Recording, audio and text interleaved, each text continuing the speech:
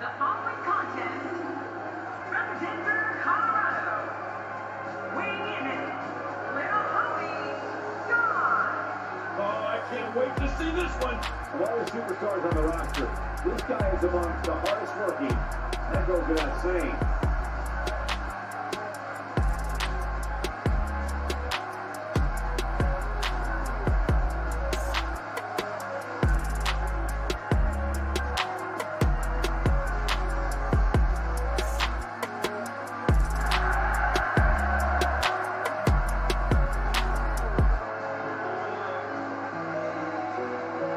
Definitely shout out to Don Chaos. We know you got our back, and we got your back too, man. Denver, Colorado all day, brother. We're definitely going to hook up with you.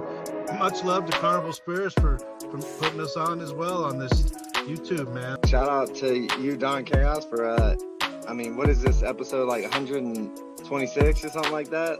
Yes, sir. You've been putting in work, bro. Respect. Y'all doing some shit for the community and the fam out there. Appreciate it. So just keep doing what y'all doing, you know what I mean? Congrats to Don Chaos for 1,000 subscribers. Whoop, whoop. Keep it going, man. Congratulations, Don Chaos. Yes, keep it going, man. Good luck to you, fucking Don Chaos. And fucking hell yeah on your 1,000 fucking followers. You know who it is. It's Ouija Mac, bitch. Shout out to Carnival Spirits. And fucking shout out to Don Chaos one time. You know what's going on. This is my brother. Everyone, Don Chaos and Brother Lynch Hung here. Yeah, and Carnival Spirits, what's up, man? Don Chaos, what's up? It's your boy, Brother Lynch Hung. We out here tonight. Listen. Fuego Flames and my nigga Don Chaos. What's going on, B? It's my brother right here, my boy. Excuse the left, excuse the left. Yo, what up, y'all? This is Don Chaos, and I'm with a very legendary man. Go ahead and introduce yourself. Hey, Sean. Yeah, we at the gathering, y'all.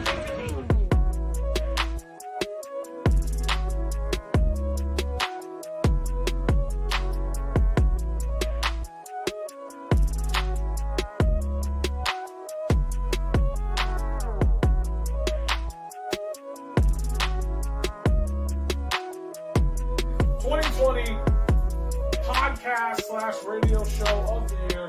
This one's always controversial. Coming in number one, we got Hours of Chaos with Don Chaos. Ooh, look at that. Ooh, there. Congratulations, man. Don Chaos, Hours of Chaos.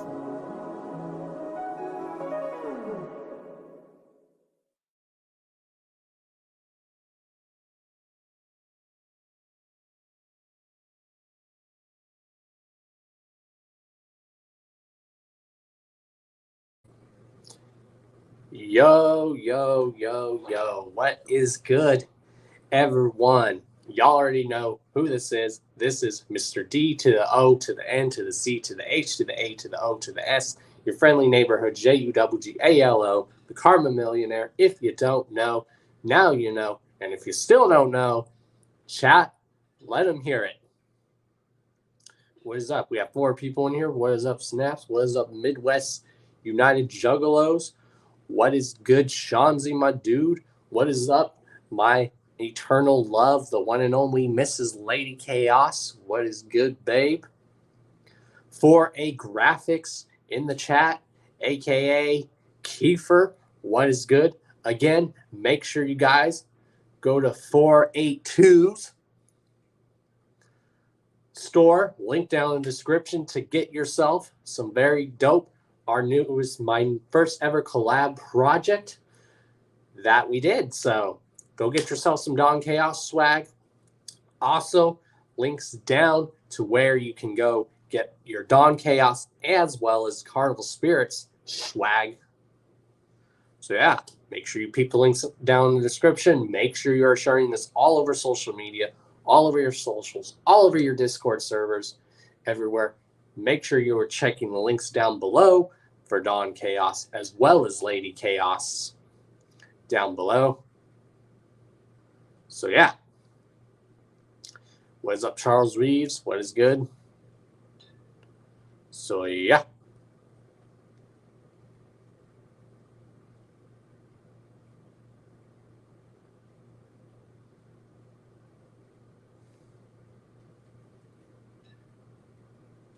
So yeah, we're going to go ahead and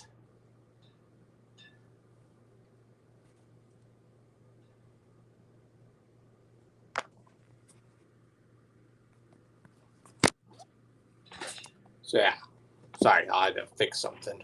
All right. So how is everyone? Of course, tonight we are going to be joined by Wally Havoc. You know, shout outs to Nobody Man for making this interview happen. So yeah, we're going to go ahead and send the link, get into the meat and potatoes of our show, bring our guests on, and then you know what we're going to do. We're going to then touch on news and topics as well. And yeah, so yeah, thank you everyone for tuning in. Make sure you like, subscribe, share this all over social media. And yeah, let's go ahead and send the link to our guests.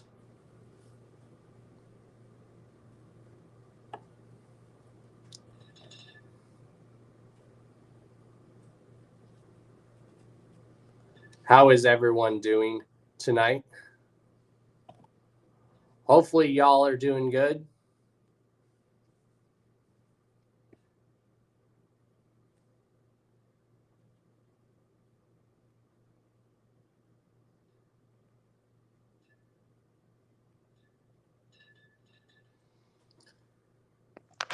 Thank you everyone for tuning in. If this is your first time tuning into the Hours of Chaos, welcome. Or if this is your first time being in the Hours of Chaos podcast in a while, welcome back.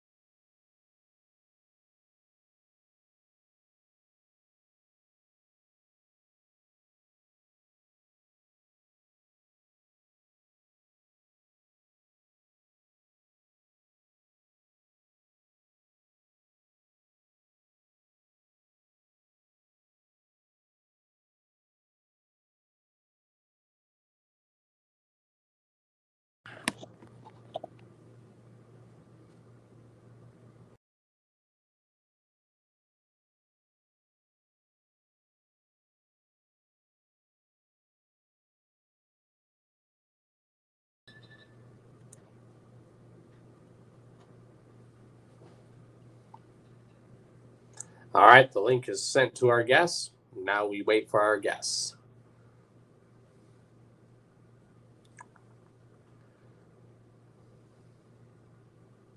Wait till you guys see who we have planned to have on the Hours of Chaos podcast next week. We're actually going to have 2 guests lined up. So you're probably going to get 2 guests from 2 Hours of Chaos podcast next week, or you're going to get 2 guests next week.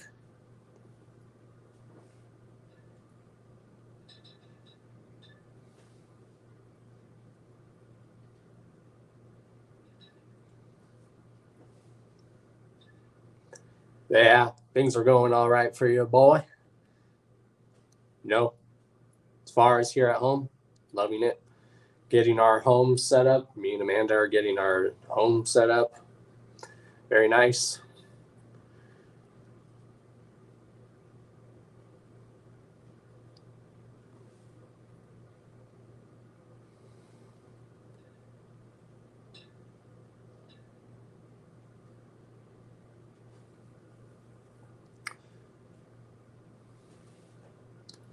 Yeah. All I got to say is if you guys ain't tried Marco's Pizza, you really need to. It's delicious.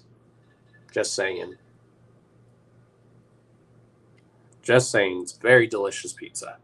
Wow.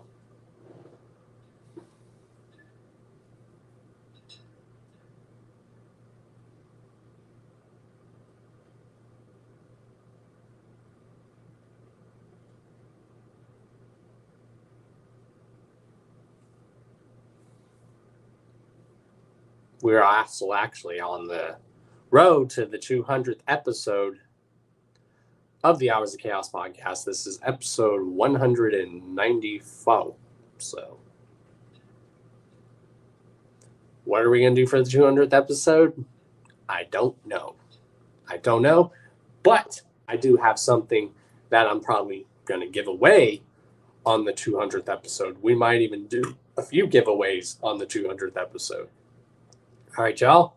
Our guest is waiting in the green room. So everyone, please welcome to the Hours of Chaos podcast. Please welcome Wally Havoc. Bam, bam. What's up, Don? Nothing much. Thank you for joining the show. Absolutely. Can you hear me all right? Perfect. Fantastic, man. I'm happy to be here. Honored to be here. I appreciate you reaching out and giving me the opportunity, my man. Oh, yeah. I notice a lot of my guests will say that too. They're like, it's an honor to be on here. It's like, hell yeah. Well, Carnival Spirits has been around for a long, long time. So, if you're a juggalo, especially if you're an old school juggalo, like you're familiar with the movement. So, absolutely, man. So, yeah, what we do is when we have our guests on the shows, you just give a brief introduction, who you are, where you're from, and then, we ask with the questions. Fantastic. Well, my name is Wally Havoc. I'm a horrorcore shock rapper from West Jordan, Utah. Been doing it have been writing rhymes since about 2006, but I've actually been doing the Wally Havoc thing since about 2018 is all. And I'm here to be the most offensive, brutal thing you've ever heard in your life. Y'all heard it here, and he's from Utah, so he's about to piss more right. people off. lot of pent up aggression out here, man. So yeah, what we'll do when we ask the questions is like, what made you want to like start rhyming or just doing music, and how old were you, and did you go by other names before you stuck with the name you have now? No, I started doing music. I played drums for metal bands since I was in like ninth grade. I'm 37 years old now. I started my first band in ninth grade and just played drums for metal bands for years and years and years. And I had a couple buddies back in 2006 that would get together and just write rhymes for the hell of it, funny stuff to goof off with, and decided to start joining into that. But 2018, the last band I was in, I had actually quit in 2017. I just got tired of the band politics and everybody needing to be on the same page with everything. It was clouding it up, man. And so I decided at that point, it was like, well, why don't I take what I'm doing in death metal and just put that out there into rhymes and actually, make an attempt at pursuing horrorcore rap. And so that's kind of where it came from. I mean, Scum always put it the best. He said the filth is the same. Regardless of what music is surrounding it, it's all kind of the same thought process. So I figured it fit in perfect. And I got to be dead honest, man. I like being at the front of the stage with a microphone in hand over being in the back of the stage surrounded by a drum set. So exactly. And I think that's one thing I like about horrorcore is everyone has their like own influence. Like Scum says, what inspires him like to do horrorcore is the news. The horror news is basically a real life horror movie. That's where absolutely, he gets a lot of man. Inspiration. Absolutely. And there's no joke, man. Real life horror flick. News at 6 o'clock and again at 11. You see it all. And I mean, that's pretty much what we do in horrorcore is just tell true crime stories, basically.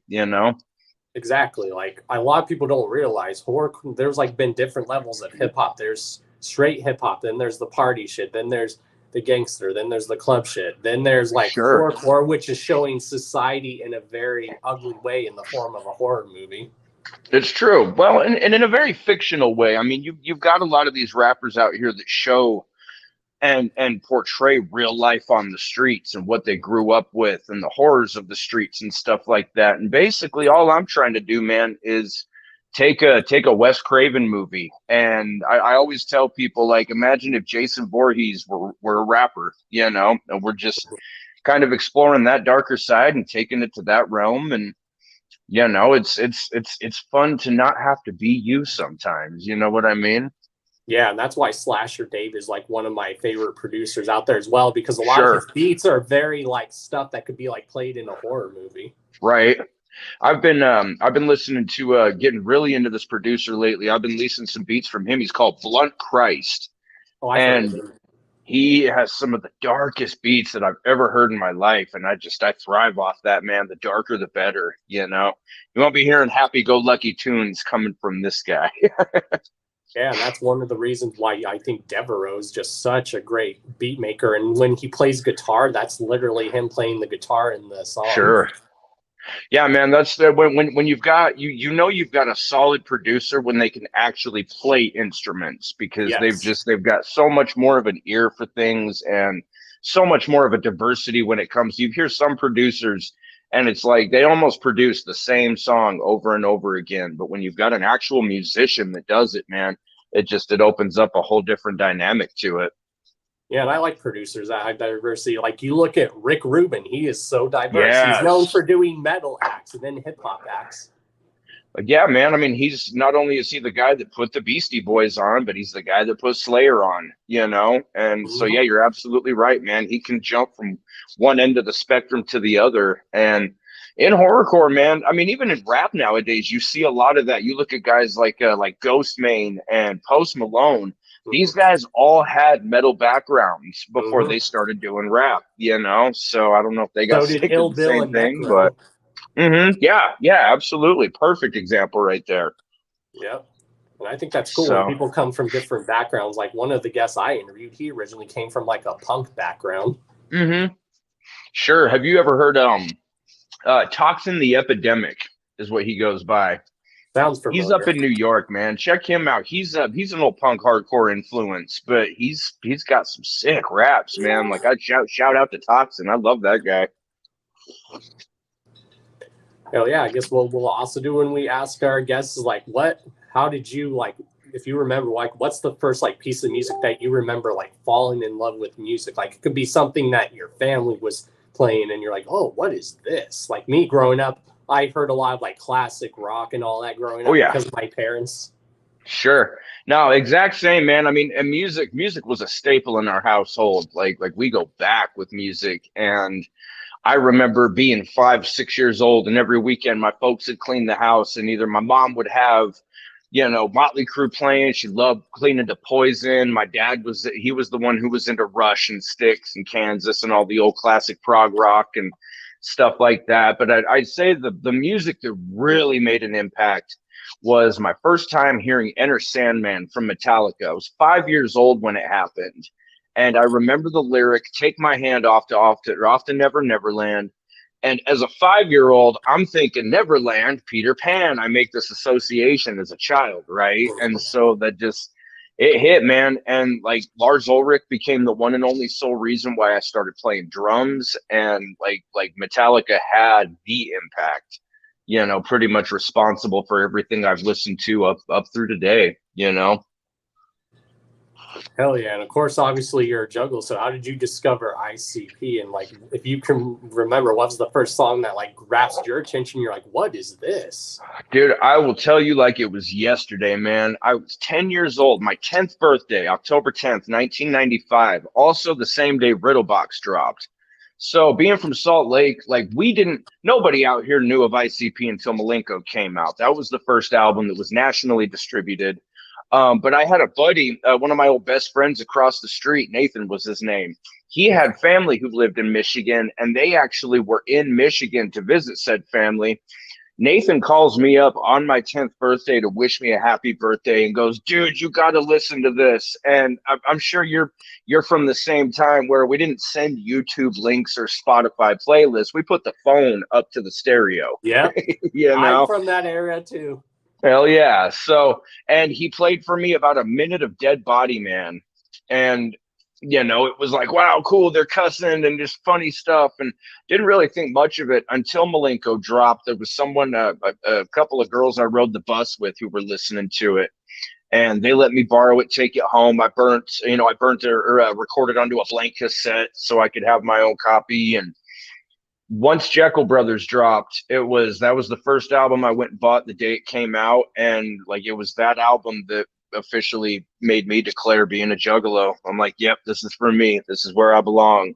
So it goes back to 95, but it really solidified in 99.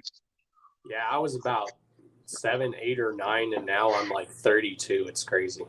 Yeah, it is crazy, man. It's crazy to think of all they've done in that time, man. It really is. They've come a long, long, long way. Exactly. So, And were you listening to rap at that time, or was that like brand new to you? no, I was at the time I had first heard them. No, I wasn't listening to a whole lot of rap. But by the time Jekyll Brothers and all that came around, I mean, I used to MTV Jams was the big thing back in the day, and I used to watch that. My folks would leave for work before I had to go to school, and so I'd sneak the MTV in there and watch MTV Jams before I'd go to school every morning. And that's, obviously Dre, Snoop, just the whole West Coast explosion is pretty much. So I definitely had a background in rap for a little bit, but man, when that Wicked shit came through, it was game over from there. So yeah, and me being a wrestling fan, I've seen them on wrestling too, and I couldn't put two and two at the time. I was like, oh, they're a wrestling team. Like, wait, they're musicians too? What? Right? Yeah, man, seeing them, because I fell out of wrestling for a while and didn't start getting back into it until around like 97, 98. And I wasn't a big WWF fan at the time. So I didn't know. I mean, I knew they were over there, but I wasn't able to catch it enough. But when they moved over to WCW, like that was a good time for me. Like I peaked out as far as wrestling went, and it was just, dude, the Deadpool and the Carnival, the Dark Carnival, like all their factions were just so awesome. And they've always been such good wrestlers too. I don't care what anybody says, for having no formal training, like they're great pro wrestlers. Oh yeah, like some of the shit Shaggy could do. Like I go back and watch that, I'm like, oh my god. Oh, I know. And you think of, like, I remember him telling the story of the one event where I think it was when they were doing like a PUW appearance, or PWU, I mean. Shaggy jumps off the top of the cage.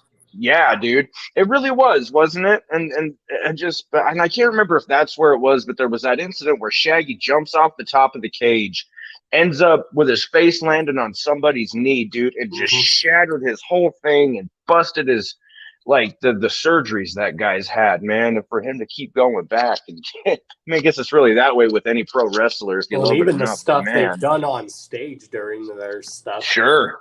Oh yeah, him breaking his neck from climbing the light rig and stage diving. They're definitely not doing that these days. But I'm getting older too, so I understand it. I think the last time I seen him was during the Great Malenko 20th anniversary tour, like in Boulder, and Jay actually jumped in the crowd and crowd surfed. I'm like, what? He hasn't done that in years. Nice. That's crazy. Yeah, my homeboy awesome, Shanzi's right. ICP, if they ever do, they deserve to be in the celebrity ring of the WWE Hall of Fame. Absolutely, man. They deserve a spot, man. They played such a part in bringing in the Attitude Era. You know what I mean? Like that whole era of WWF and they weren't even around for it, but I feel like they played a big part in ushering in what I consider to be the best era for the WWE. And yeah, man, they've earned their spot, man. They've been through every major promotion, every indie promotion. Yep. And I absolutely think they deserve a Hall of Fame spot for sure. Exactly. And what was actually your first show that you remember going to? And if you remember that like it was yesterday, did you know what you were getting into, or did you not know what you were getting into? My first concert I ever went to was my folks took me to go see Styx in Kansas. And Styx, it was like their big reunion tour. And I remember being super nervous. I had no idea what to expect. Like, I had seen all sorts of different performances on TV and stuff, but I mean, it's never the same as when you're actually there. And I just remember it being loud. I remember it being bright. I remember them playing all the songs that everybody knew. And I just, that sold me on live music right then and there. Like, that was game over. And then you fast forward to the Wicked Clowns from Outer Space tour. And that was my first ICP show. And there's just no way to describe, man. I was terrified walking into that place. I just had no clue, no idea what was about to happen. And mind blown when it did, man.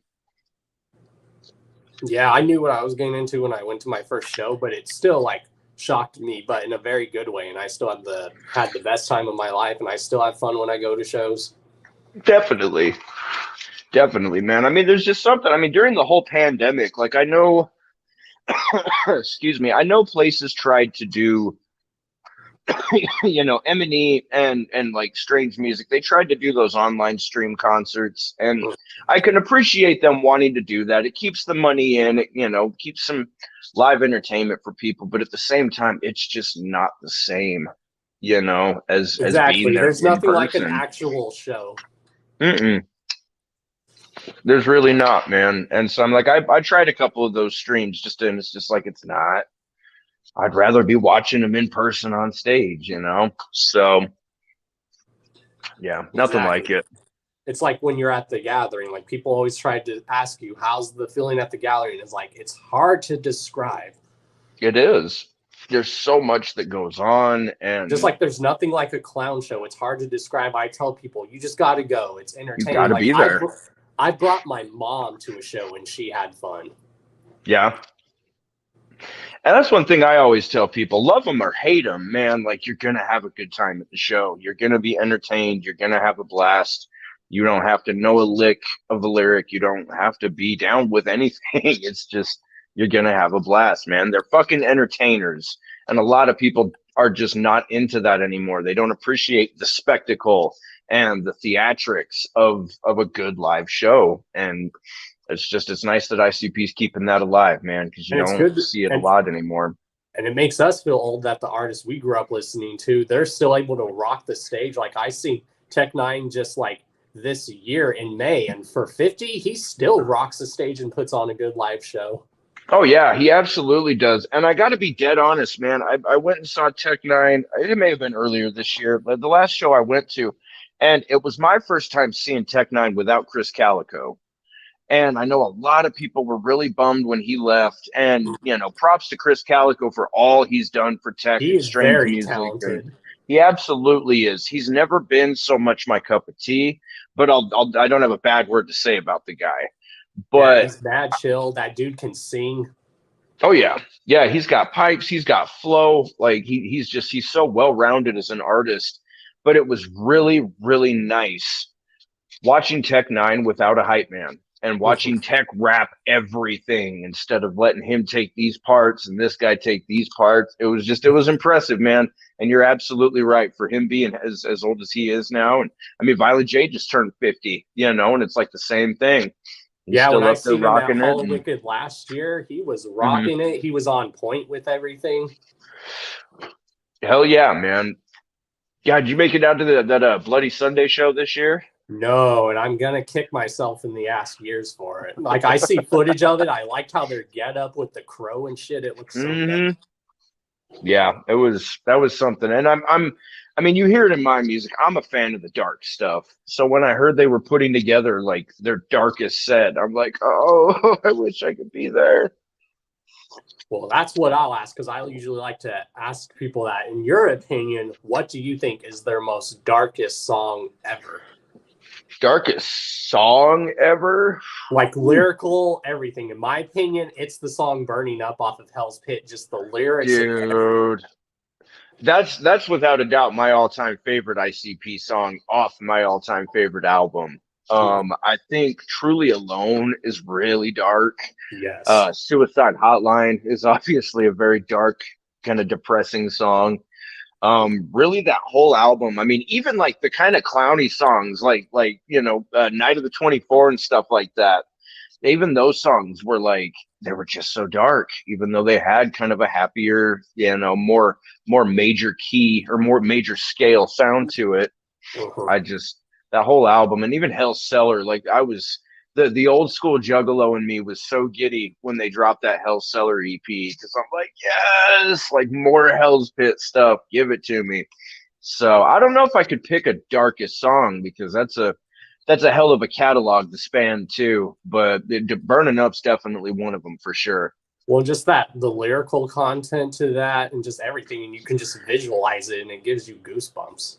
You can, man. Like he paints the perfect picture of what hell would be like, and like Violent J has always, even to this day, been one of the greatest storytellers. Yep, he's definitely going to go down in history as that. He absolutely will, man. And what I've always admired about Violent J, and it's kind of silly, he's able to rewrite the same song over and over and over again. When you think of the song Guts on the Ceiling and then Out and like Falling Apart, it's all the exact same song. Yep. But he's able to just do it so differently every time that it's a masterpiece every time. And I write a lot of my stuff in story, and it's because of him. And a lot of the stories Prom Queen, dude, fucking Under the Moon, like he's always had a thing with description and painting a picture, and he'll always be one of the greatest for it. Hell yeah. And how would you describe like your first clown show when you went? Terrifying. I remember waiting in line, and I was so nervous. I was so scared. I thought anything was possible. I'm like, are these kids gonna beat my ass because they know like I'm a newbie to this shit? Do they know like am I gonna get blasted with a bottle and go to the hospital? There was so much running through my mind, man. And I remember standing off to the side and watching Twisted, and when Most Tasteless had dropped,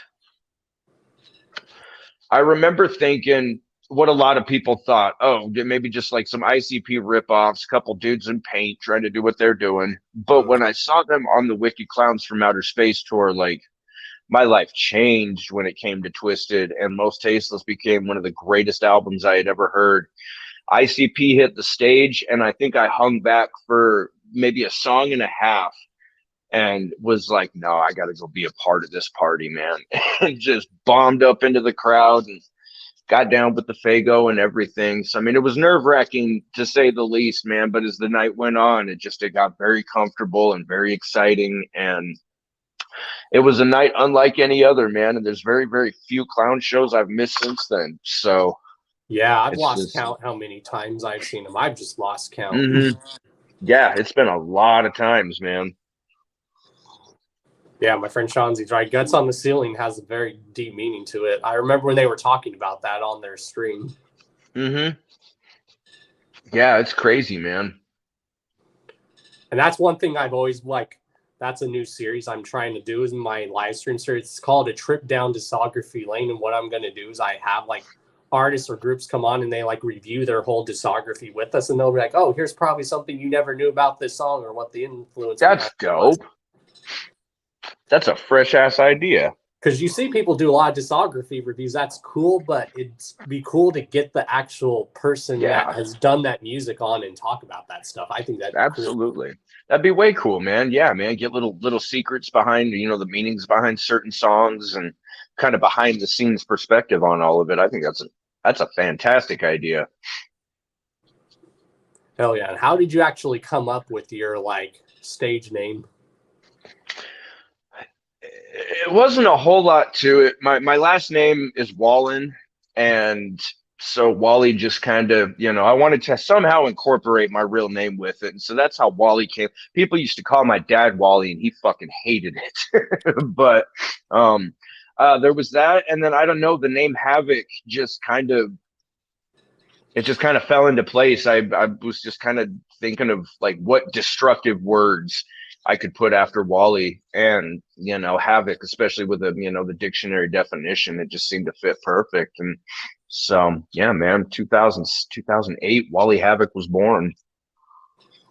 Hell yeah. And how would you describe the Juggalos scene in your area or the underground? From what I heard, Utah's got a pretty good scene. You guys have DJ Chunk, who's from Utah.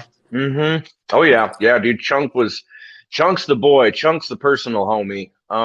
Chunk was DJing my shows, before he went out with Ouija, and that's a solid dude. Shout out to him, man. Chunk's always been a really solid guy, really humble, shows the love when he gets back in town, and we love him for it. The scene out here is not what it used to be. It used to be a lot more aggressive, a lot more hardcore. I mean, if you've read the Steve Miller book Juggalo, then you'll know that the gang thing was going on in separate states, but it was really Utah. It was a guy who worked for the federal gang division of the Salt Lake County Sheriff's Department who took the whole thing on tour, that big seminar. And so like we had a reputation, and it used to be a really, really hardcore scene. But as time went on, man, and I'm like, I won't sugarcoat the shit. Like the scene is not what it used to be.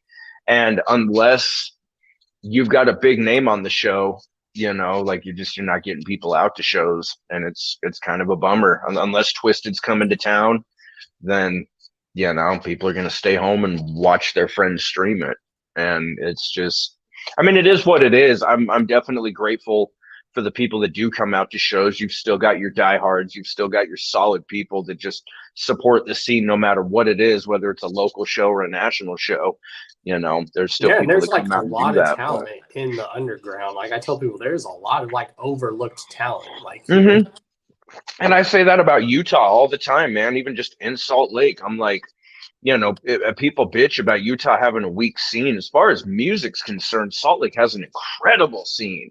There's so much untapped resource out here. It's the fan base that does nothing for it, because people aren't willing to come out to just local shows and support, and not, again, you've got your same 20, 30 people that you'll see at every show. But, unless you have a bigger name on the bill, that's about all you're seeing. And so I try not to let it discourage me. I know my music in particular is definitely not for everybody. And so, I don't let it get to me so much. I've been playing music in Utah for so long, and every scene's the same way. The metal scene was the exact same way. And, so, we play for the people who want to come out and watch it, and hopefully they dig it. And, just try and branch out from there, try to share the links and get people to, from other areas to get into it. And I'd like to look into doing a small tour here soon to branch out a little, because I think I've done all I can in the state of Utah. But it used to be an epic scene, my dude. Oh yeah, a lot of my homies that man. live out there tell me that, like way back in the days when it was internet and there was like those little server chats back in the day, I used to hear from my homies in Utah, and they would be like, guess what? They're labeling Juggalos a gang here. Way before that shit was announced. I'm like, what? No way. Oh yeah. Yeah, man, that's been going on for a long time. Fuck, dude, I was good friends. I don't know if you had ever heard the story about the two Juggalos who attacked the kid with the four-sided battle axe. I did. And it had nothing to do with it was over some stupid girl drama. It had nothing to do with Juggalo gang shit, obviously. But I mean, it was a brutal story. And yeah, one of those kids, I ended up being good friends with him in high school. And like his aunt and uncle were my next door neighbor. And it was like, whoa, just kind of crazy when shit like that happens. But I mean, even the people who weren't, getting involved in that type of stupid shit, like they just, the local scene had tons of support, and ICP was playing bigger venues because more people were coming out to the shows. And I almost wonder, man, because like you don't see anybody wandering around. I mean, this is a daily thing for me, and you just don't see people wearing the gear anymore. I don't know if that's because they're afraid of gang profiling or if they're just embarrassed to wear it. But I just don't know, man. I don't have a lot of popular views on the Juggalo scene these days. I'm sorry, what's that? Oh, that's what I always heard, that like the Juggalo scene down here in Florida used to be like lit from like 99, and then for some reason in 2012, just nowhere. It just stopped. It's true, man. I mean, I think when Twisted left the label, that had a lot to do with it. A lot of people left after the Wraith. Like the Six was done, and a lot of people, it seems like a lot of people kind of grew out of it, so to say.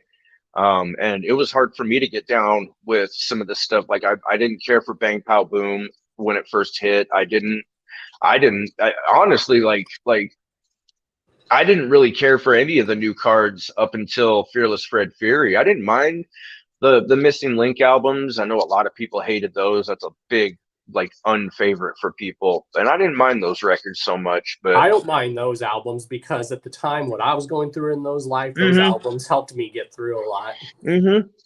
I mean, I loved the fact Found is not a wicked shit album. We'll just call that out. But it's a feel good record, and when I'm having a shitty day, I'll put that album on and just start smiling. It's good for that. So they started the gang thing in Colorado way before it was official too. When I was like in high school, still, this was like 2005, 6-ish. Like they tried banning it in school because they thought that was gang apparel. I'm like, okay, you're offended by this, but you'll let kids wear swastikas and stuff to school, but that's okay. That's crazy, man. That's insane. Yeah, it was like Utah, Colorado, New Mexico. I know Albuquerque was a big one. Arizona. Arizona, yeah, dude. Like Jay says, man, the gang thing was definitely the biggest out here in the West, you know. Oh, yeah. And I'm not sure why. I really don't know why. Just the whole West Coast was deciding to get on this gang shit, but it's crazy. Oh yeah, it's just crazy, but yeah, I know. Like when Ouija comes to Utah, he like sells out a lot there. Yeah, and what's the thing about Ouija? He plays really small venues when he comes out here too, which is kind of crazy. But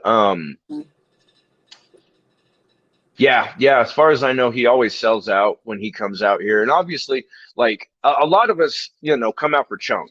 And that's the big support right there is you know, when Chunk's in town, that's typically who we show up for. Ouija just happens to be there too, you know. But like Shaggy the Airhead back in August did his album release show up in Idaho Falls, and we all decided, because it was him, Chunk, and Ouija on the show, we decided to mob up there, show Chunk some love. And it was funny, man, because we were chanting our 801 chant. And at one point, like, Ouija tells the crowd, he's like, never in my life have I heard out-of-town fans chanting their area code louder than the hometown crowd. Like, it was crazy, man. We were some loud, rambunctious kids. And that's just, yeah, Ouija puts on a good show, man. I hated that guy. I absolutely despised that guy when he first dropped. Everything about him. And over time, man, I've really learned to appreciate a lot of his music, and more than anything, dude, I respect and appreciate that guy's grind. Yes, he's like the most humble, chill dude. He absolutely is, but he's one of the hardest working, dude. Like, the dude drops like 2 full albums every year and just tours his ass off, you know, and then does collab projects here and there, and he's constantly going, man. And he puts it down hard for Juggalos, so I got to give him that. You know, he's kind of, you know, carrying the torch with the whole Chapter 17 thing, and that's why something I can get behind. And he's always told me, every time when we talk, he's like, people forget I was in the crowd too. I was in the crowd going to shows just like you guys. I'm you guys, basically. It's true, man. And I mean, that's what made Psychopathic Records so cool. I mean, in the Family Underground documentary, when Boondocks says that, he's like, I was a juggalo before I was Boondocks. And I think that's what, you know, made it special for a lot of them is, yeah, dude, homies being picked. Again, you know, we're watching DJ Chunk tour with Ouija when, you know, he was just DJing our local shows for a while. And it's cool to see people make it that were just a member of the crowd at one point. Exactly. And you got to support like your homies. Like I've watched my homies Wicked Wood. Like I've watched them play parking lot shows at the gallery, and I've watched them play little stage at the gallery and second stage. And this year they finally got to headline second stage, and they deserved second stage, main stage, and they deserved it. Definitely. And it's cool watching the evolution of people like that. I mean, I don't know, man. It's just it's really cool to watch, and it's really cool when you watch it happen to people you know that you're friends with and that you care about, and it makes it extra special when that happens. And Scum's always told us, like, he's like, yeah, us artists play our role, but he's like, but it's you, like the podcasters and the interviewers that play your role, that let us come on and promote ourselves, and you promote us. Mm-hmm. Absolutely, man. Like I just. With the way things are done nowadays, as far as the music industry in general, yes, it's the content creators and the podcasters and the interviewers and stuff like that seems to be what people gravitate to the most when they don't know about music or something. Like they'll go get somebody else's opinion or check them out in an interview before they'll even listen to the music, you know what I mean? And so yeah, man, you guys play a huge part in it, especially in underground music, because it's hard to get out there now. You know, everybody's doing it and everybody's got a link, and so many people are tired of scrolling their feeds and seeing a link. And I just, yeah, man, I absolutely agree with them. Like you guys play a huge part for sure. And I just love helping promote people. I love to give back to people. Like, I like to give that good karma and don't ask for anything in return. Hell yeah, man.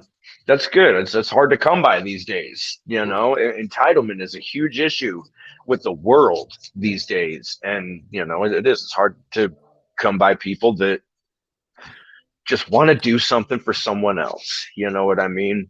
And one of the greatest feelings in the world is when the people you start to look up to start to give you props. It's one of the greatest feelings in the world. It's true, man. It absolutely is. Back during the summer, Insane Poetry and Cody Manson came through, and I played that show. And I remember getting off stage, dude, and Insane Poetry just giving me props and being like, that shit was crazy, dude. And it's like, yeah, this is fucking legend right here, you know? Old school horrorcore legend, and he's giving me props, and that shit feels good for sure. Oh yeah, when Scum and Insane Poetry give you advice, you gotta stop and listen. Mm-hmm. They've always given me like some of the best advice like for this industry. Mm-hmm. It's the truth, man. And like that last show, I was talking to me and Insane Poetry were smoking a J and having a beer, and I was talking about how fast people are able to kick out music these days. You know, Scum's dropping a 20-track album every year. Ouija's dropping, Twisted's dropping mystery albums left and right. You know, and I'm like, I've never been able to kick out music like that. And I was telling, you know, Insane Poetry that, and I'm like, I wish I could knock out music like some of the. Even he just, you know, he dropped 2 albums this year, I think. And I'm like, I wish I could do that. And he told me straight up, he's like, don't worry about it. Go at your own pace, because that's when you're going to create your best. You try and rush shit, you're going to end up putting out garbage that you're not happy with, that other people aren't going to like. And it was sound, man. And so I'm, you know, I don't drop a brand new song every week or a new EP every 3 months like some of these people. But, you know, I put out the best that I can when I can, and so keep doing it. So.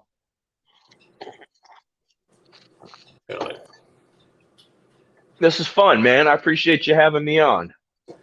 So now we're going to ask, like, with the fun questions, if you could name, what are your top 5 albums that changed your life? And it can be diverse. That's what always makes it cool. Mm-hmm. Definitely the Black Album from Metallica, the Great Southern Trendkill from Pantera.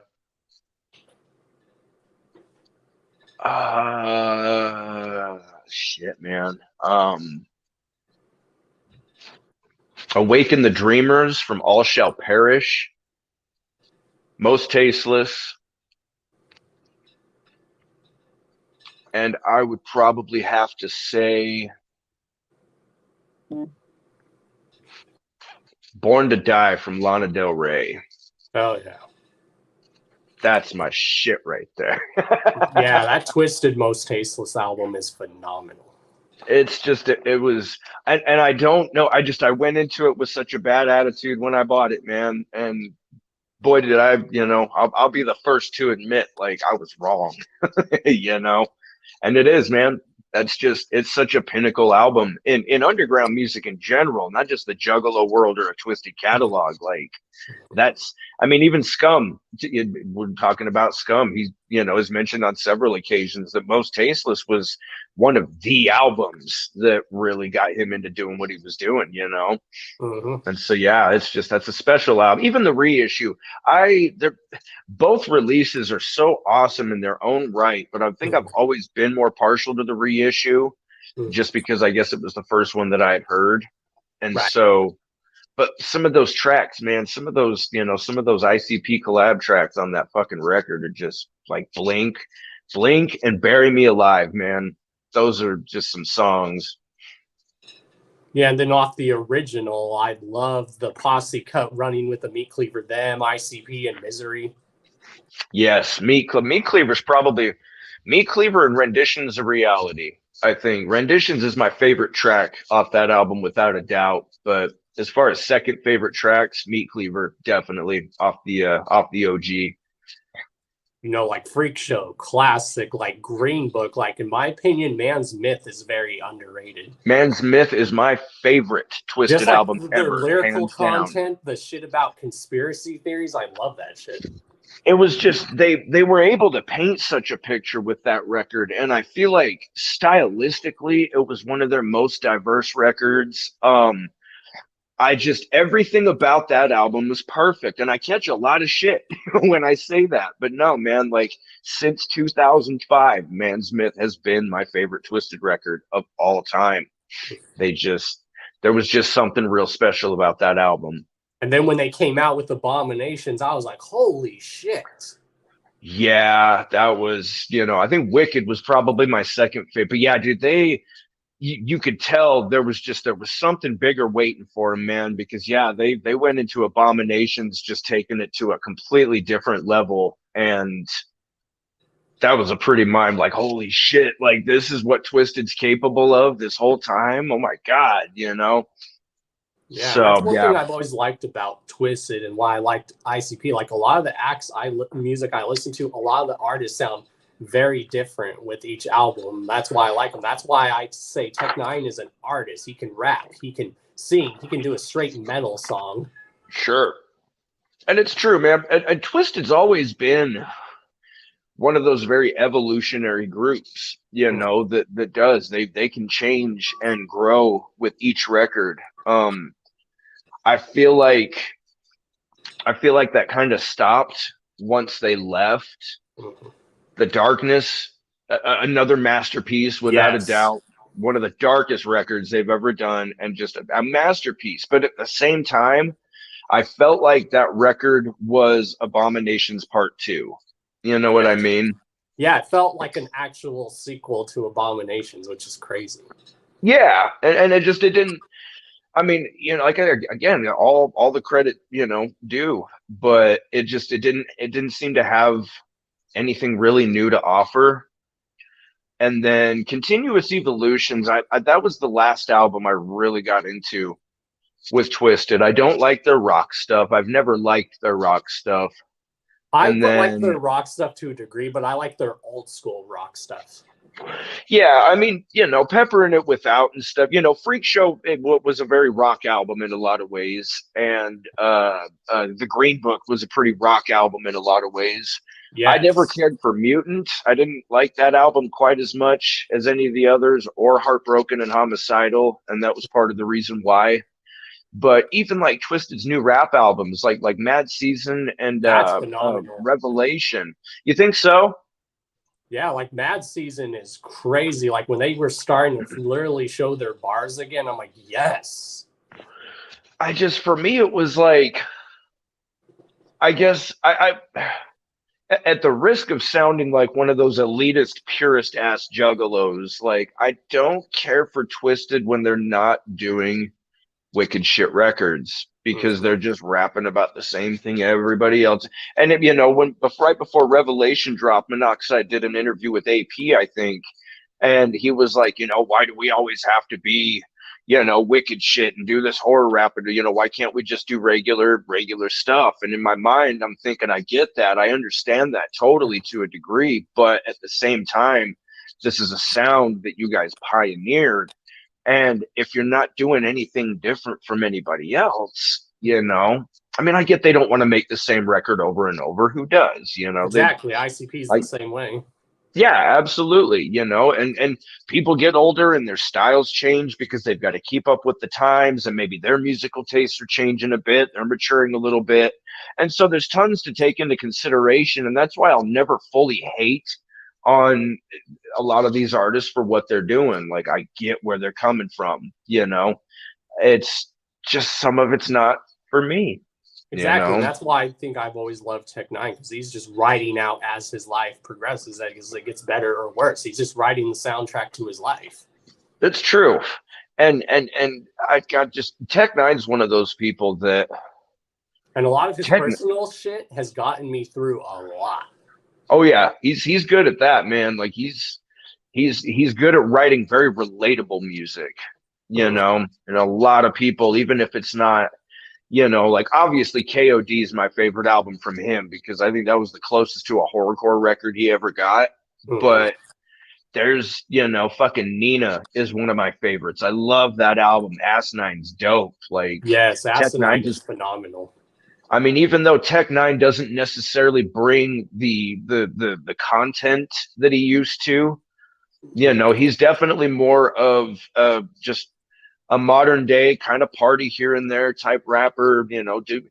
But he's just Tech Nine's untouchable, man.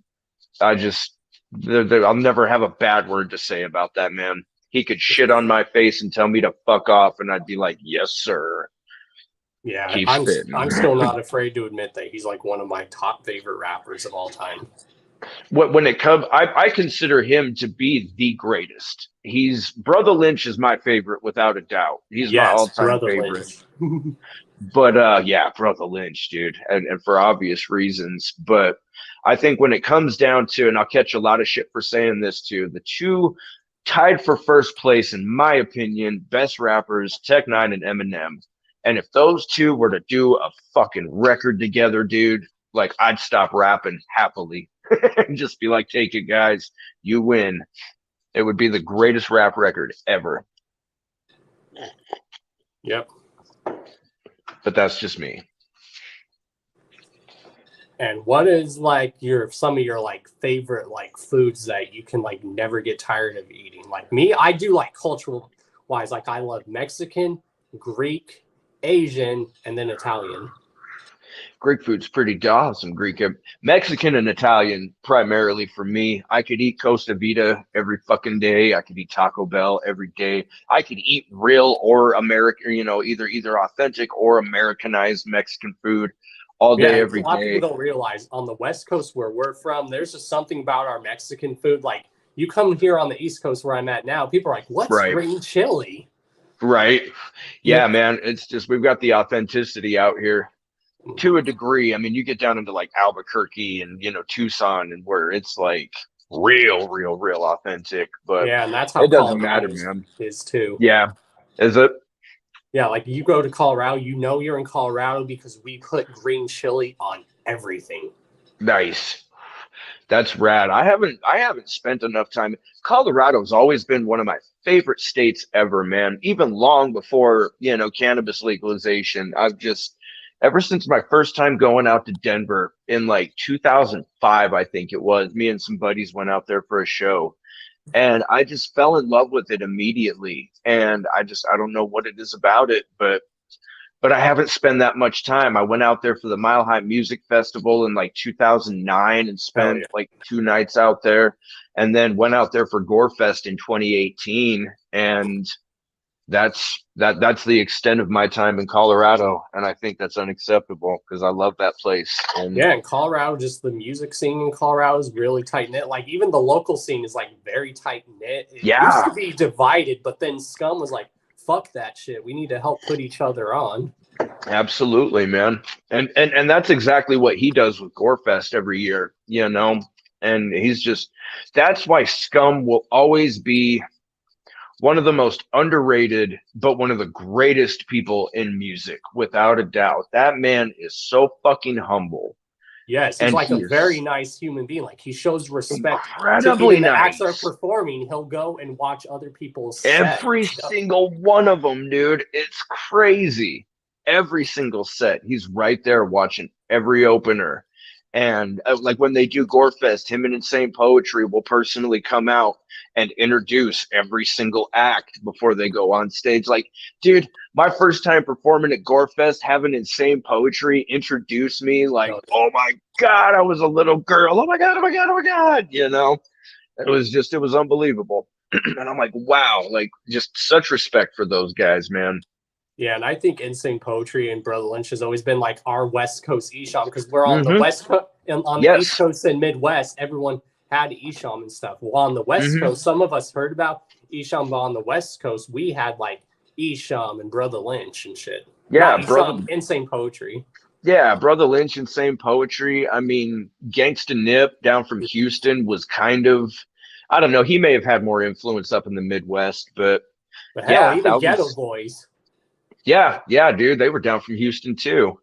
But yeah, no, you're absolutely right, man. Because Insane Poetry, when they were a three-piece, we're doing it down in the 80s, man. Fucking down in Los Angeles. And then Lynch Hung was up in Northern Cal, up in Sacktown doing his thing. And Lynch has always been on such a different level, though, man. Like, that motherfucker's been eating babies since day one. And, like, Yeah, Season of the Sickness. That album is still going to be one of my top wicked shit, horrorcore, dark rap albums of all time.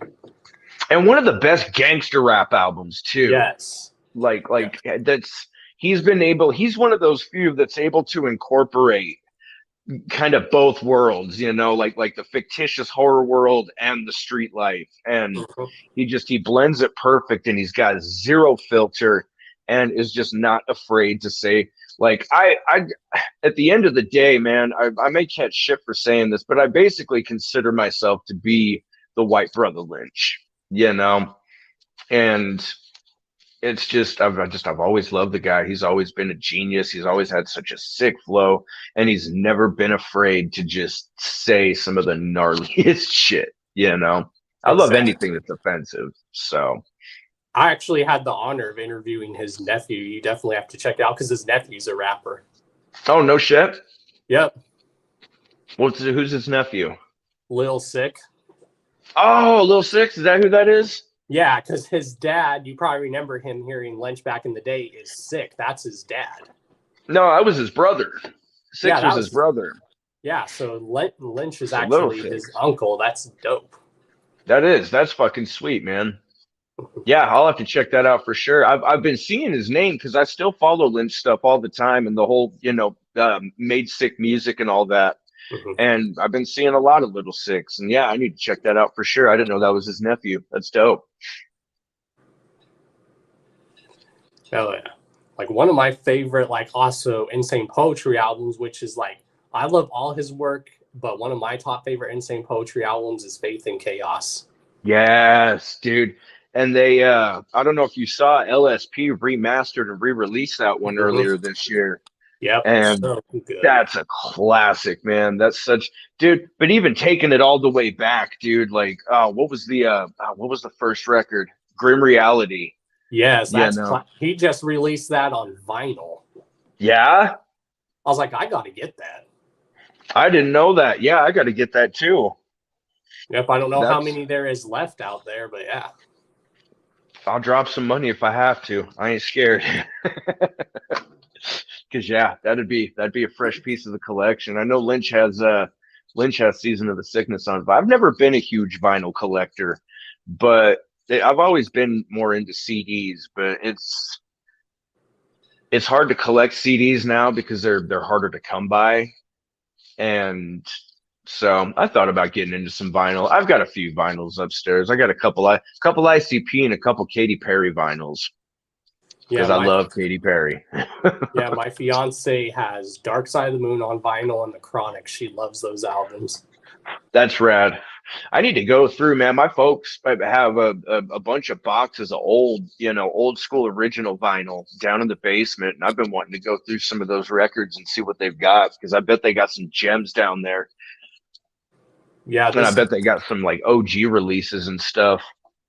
Yeah, one of my homies' landlord, he was like the biggest Beatle fan. And you go into his house, it's like a Beatles museum. It was awesome. Yeah, that was my mom. Not quite the museum, but my mom had a lot of Beatles records, and she actually had there was the album. What the was it?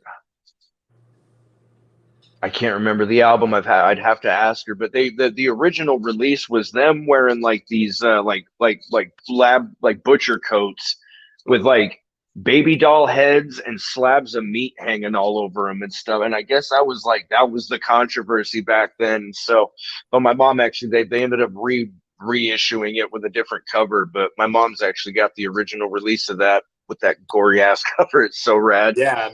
Beatles did some pretty crazy shit back in the day. They were, man, especially when they started doing drugs. That was the best era for the Beatles, was the drug era. Like that song where they're talking about shooting something, they're like, bang, bang, bang. I was like, hey. But they're like singing the song all go lucky happy. I'm like, God damn. Mm-hmm.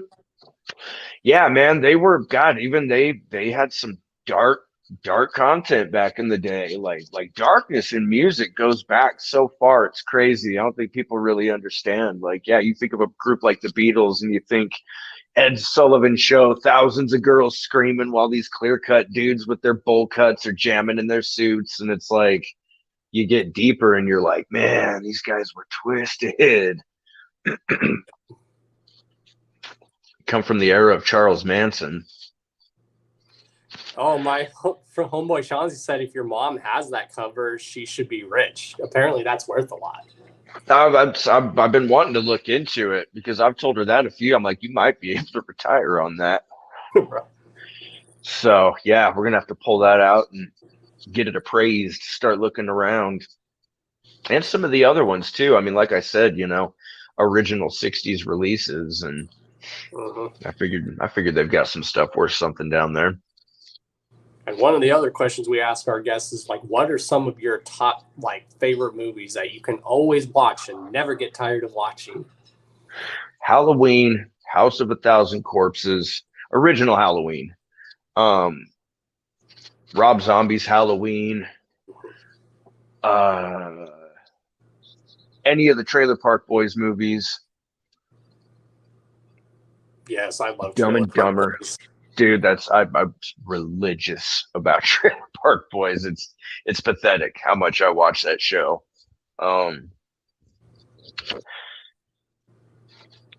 Punch Drunk Love is one of those movies. I don't know if you ever saw that. That was like Adam Sandler's first really serious role. It was like early 2000s. He plays like this weird manic depressive, obsessive compulsive, just sad guy, and that movie blew my mind watching that. That's one of the all-time favorites. I could watch Freddy versus Jason over and over. Is that 5? Did we hit? You said 5, right? Yeah. Okay, sweet. I think we hit it. And then what are your top shows of all time? Like me, it's Game of Thrones, Breaking Bad, Sons of Anarchy, and then The Sopranos. Okay, nice. For me, we'd go Trailer Park Boys, The Office, King of the Hill. Yeah, my fiance loves The Office.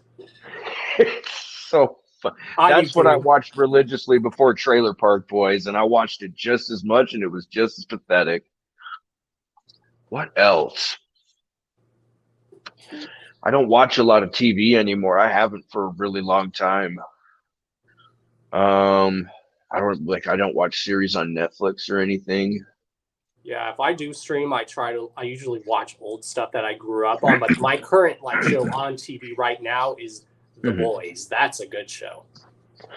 See, and I still live with my mom, unfortunately. She commandeers the TV, like the time that we spend together. So we watch a lot of Hallmark Channel and a lot of 90 Day Fiance and shit like that. So then I go upstairs and put on Trailer Park Boys because it puts me back in a good mood.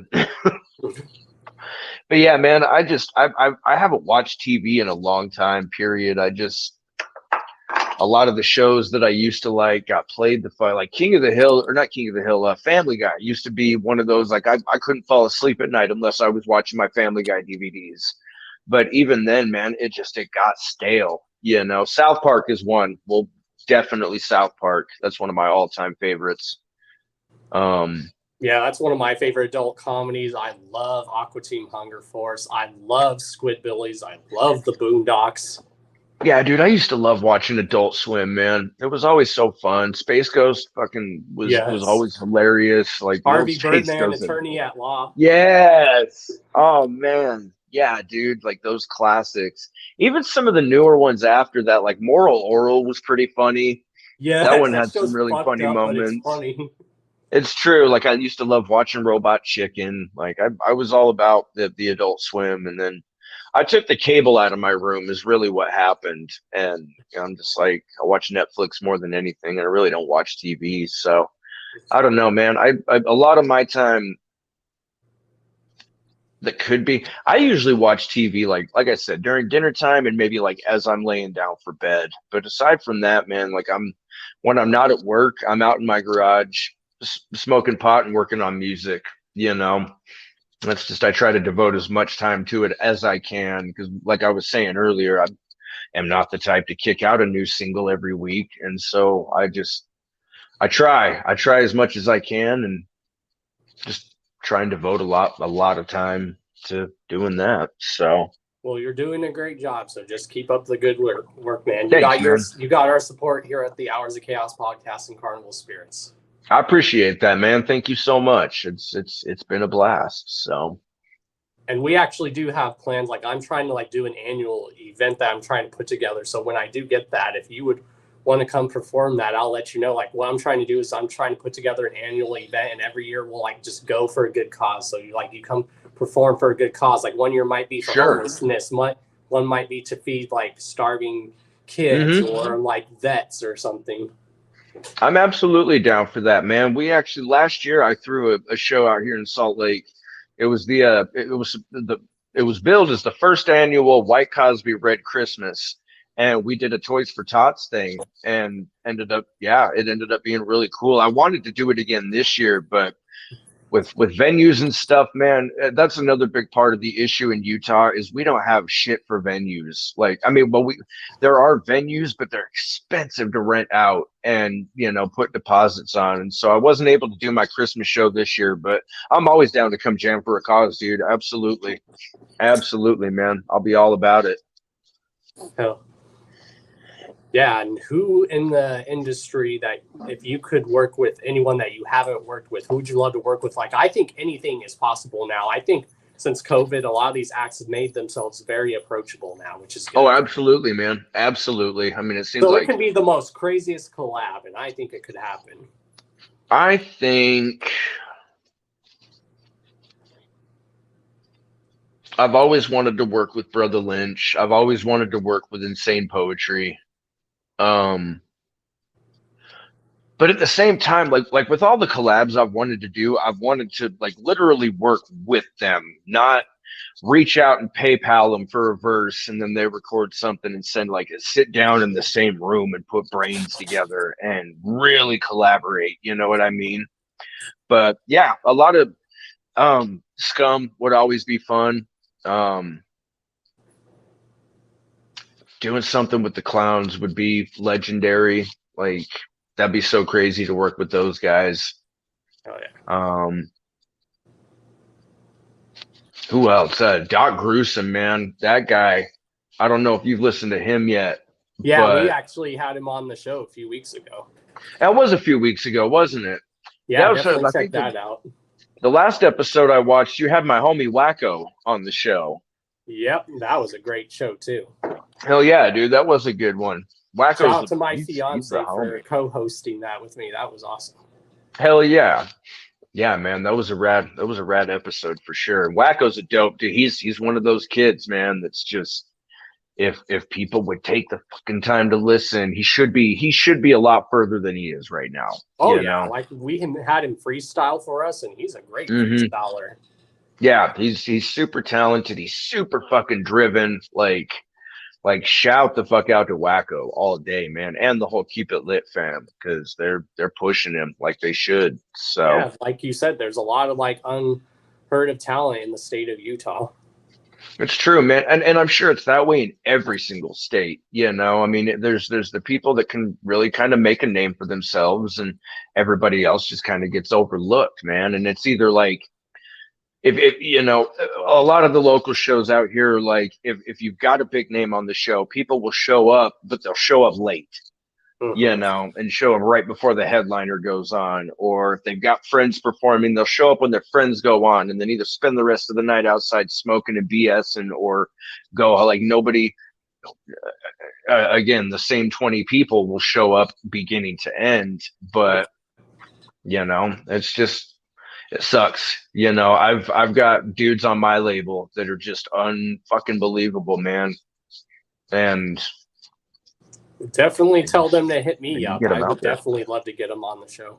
Absolutely, man. I'll let them all know. I'll shout them out and send them a group text tonight. So And yeah, the Good last deal. question we'll ask is, what is your creative process when you're writing a song? Like, what do you do? Do you got to listen to instrumentals? Do you get lit, or do you just listen to other music for influence?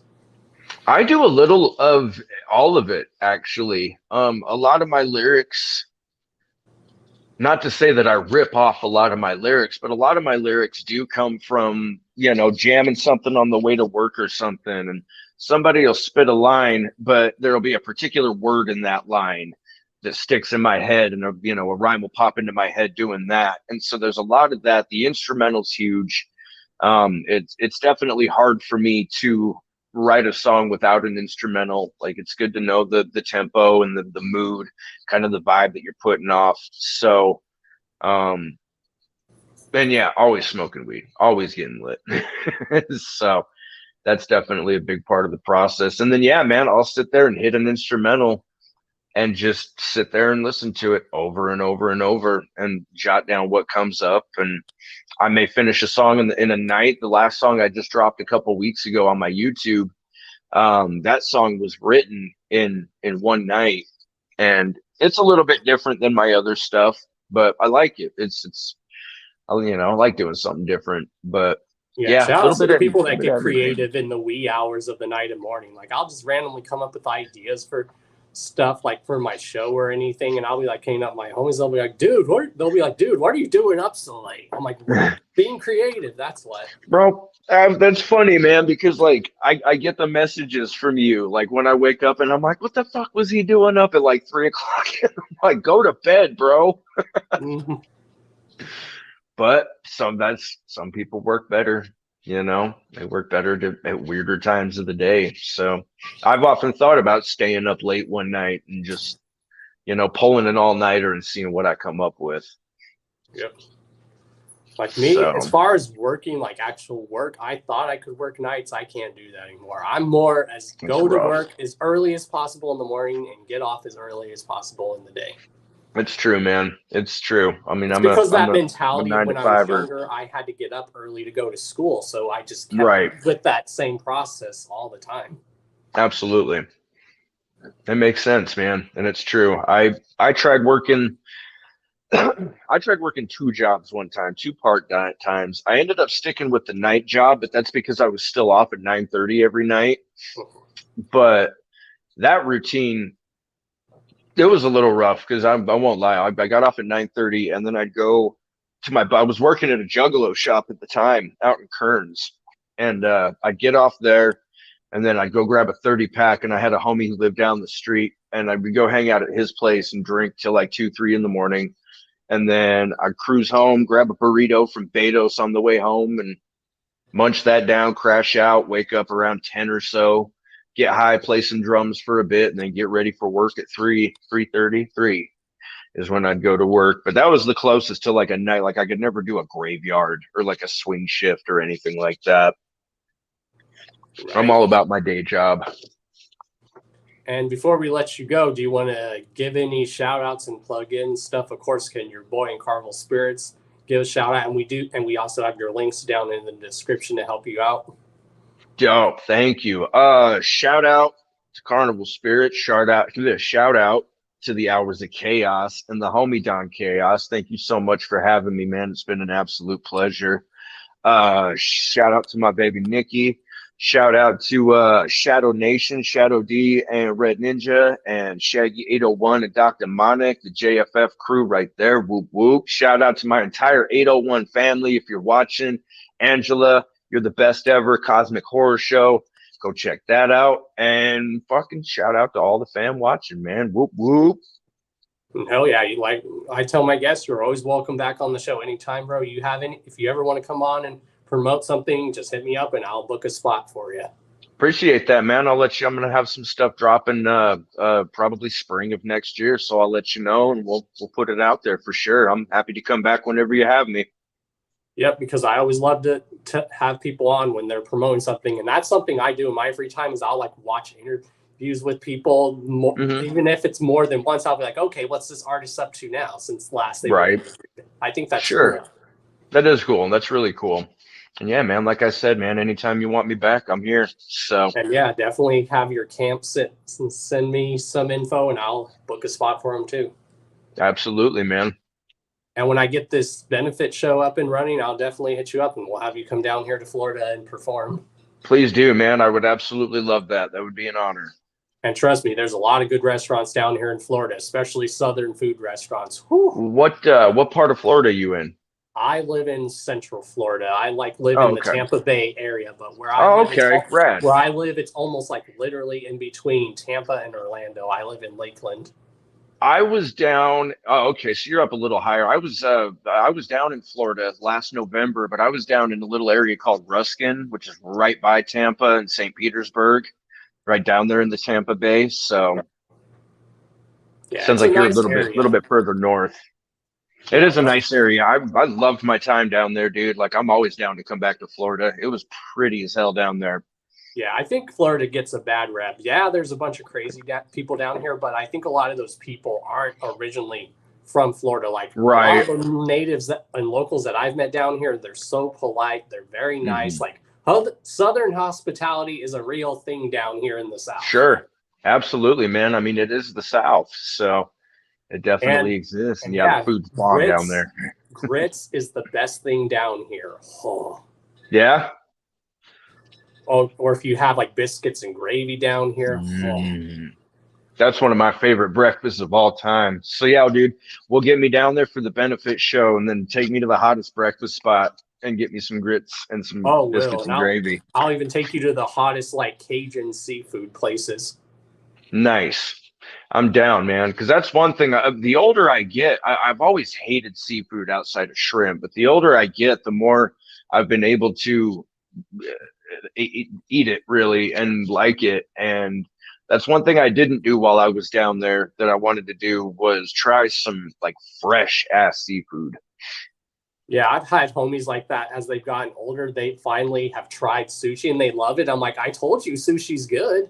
It depends, man. I've been out for like real sushi. I can do like the rolls, you know, I've the rice and the seaweed and the veggies and all that. But when it comes to just a straight slab of raw fish, it's iffy. It depends on the cut, and some of it's just slimy and squishy and weird. And I don't care for the texture, but I do like me some sushi for sure.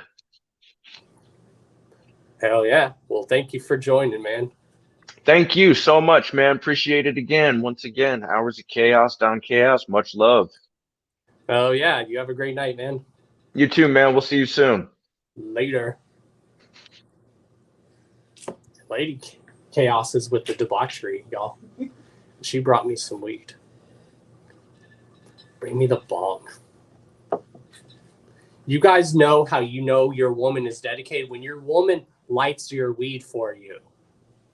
That's how you know they really love you.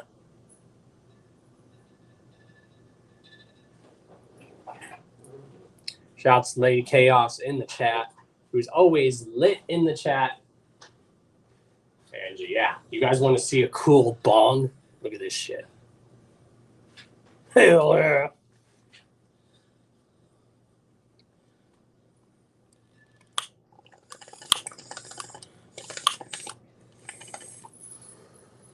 Hell yeah. Too much airflow. Yeah, there's too much airflow. But you got some smoke. This thing hits hard. Yeah, it does. But yeah, I'm going to go ahead and then touch on some topics. I think Lady Chaos is going to come and join me for these last few hours like she usually does. Yep. We're going to pull her seat up. Unless you want to switch seats, babe. All right, let's switch seats. Switch the camera around. My phone is probably going to have to charge in the bag because I need to go out and get a new charger. Okay. Damn it. Okay. All right, there we go. She'll set it up, y'all. Bye-bye. He's such a klutz. Yes, I am. There we go. Well, yeah. So yeah, let's touch on some topics. Alrighty. Hello. So yeah, I pretty much have all the free time now, so if you guys want us to do an episode of Loving Chaos, let us know.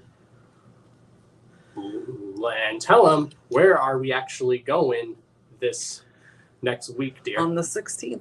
Where are we going? We're going to go to the Certified Psycho Yes. tour to see Twisted. Blaze and ABK and Cody Manson. Yo, very excited. And the only reason we're going because we're excited to hear that Twisted is performing their old school shit. And I've been hearing great things about this tour. And I've never seen them live, so. Yep. And she loves Cody Manson. I do. So yeah, let's get into some topics.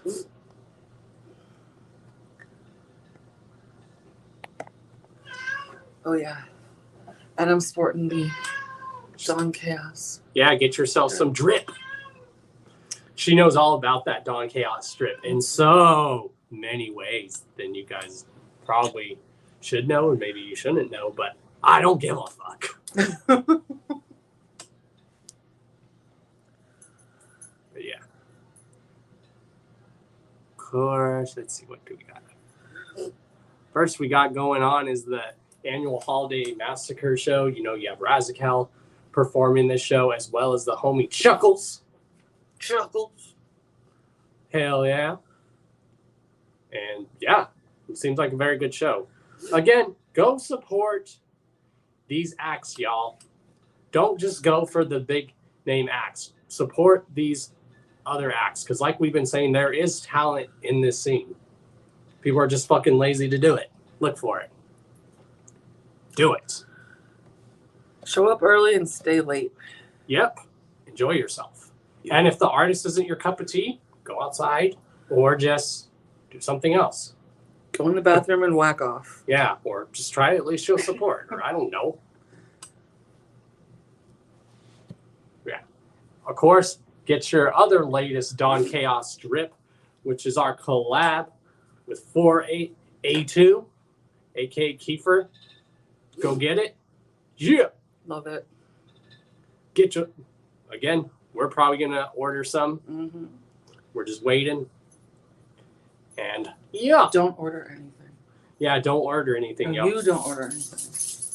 Oh, don't me order anything. No, Gotcha. don't order anything. Or as what do we say? Nah. What do we say? Nah. Fam. What else do we got? Shout outs to Blind Death Clothing. Very good clothing brand. I'm going to try to reach out to them to do collab with them and promote with them because I love their clothing brand. Look at that dope logo. Cheer. Sure. You know, you see the homie Doc Gruesome is repping them there.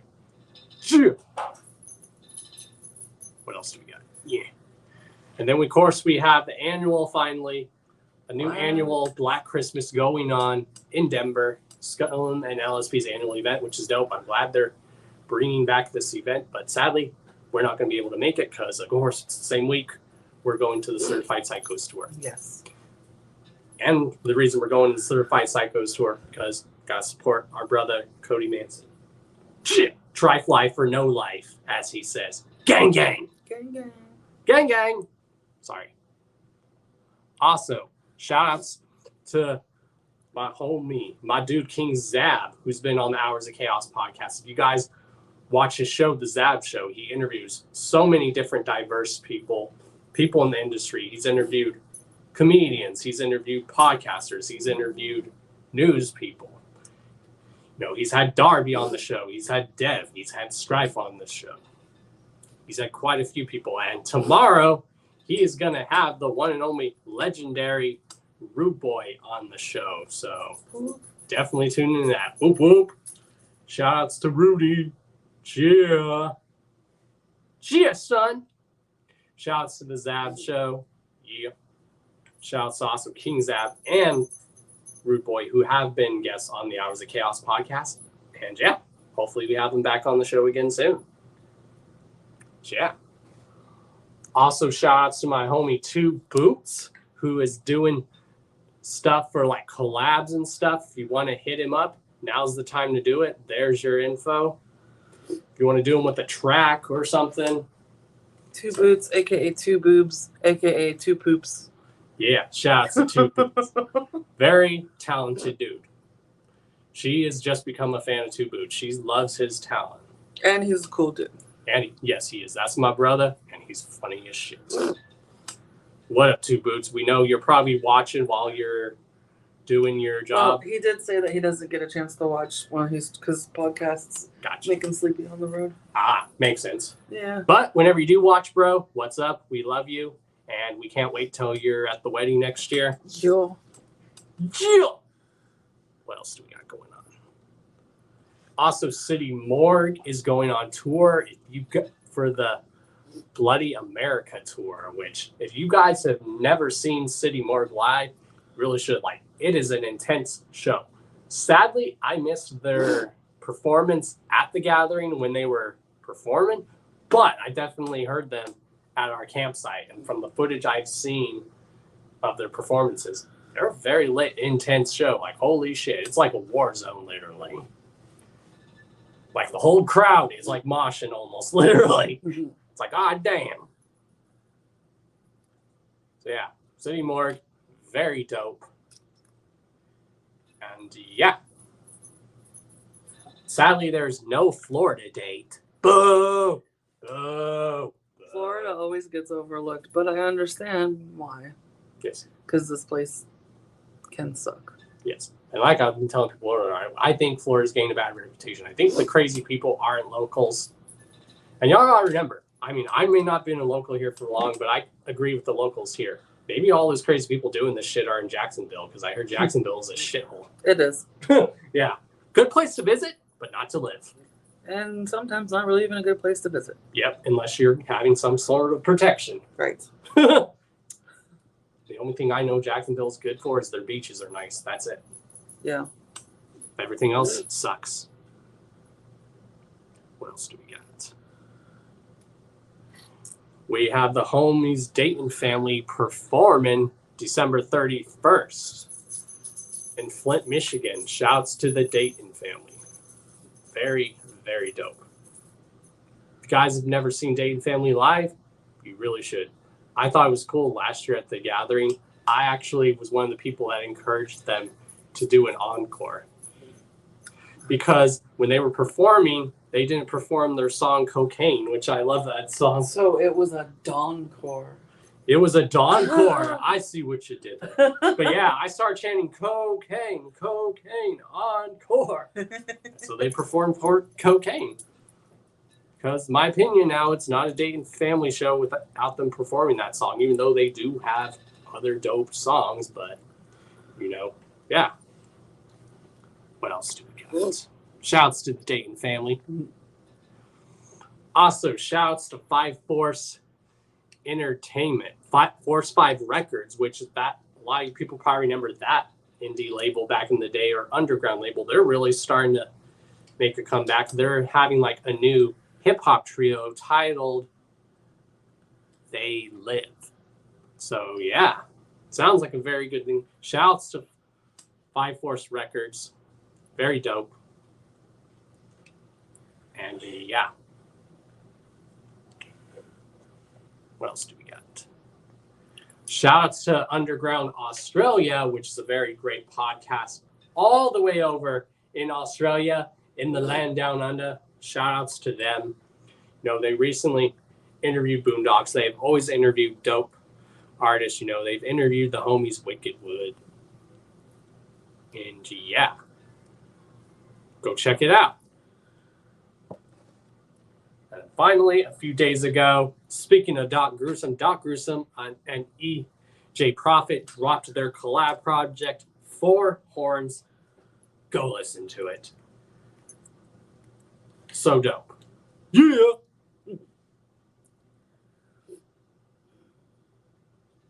Also, shout outs to